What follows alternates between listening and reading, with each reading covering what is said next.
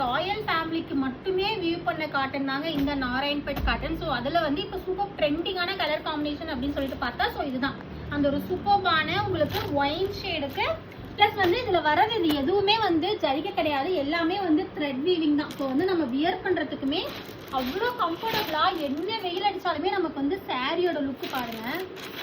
ஒரு காட்டன் சாரீ எப்படி இப்படி பட்டு சாரீ மாதிரி மின்னுது அப்படின்னா அது டெஃபினட்டாக அந்த நாராயண்பேட் காட்டனால மட்டும்தாங்க முடியும். ஸோ அதுதான் இந்த சேலையோட ஸ்பெஷாலிட்டியே.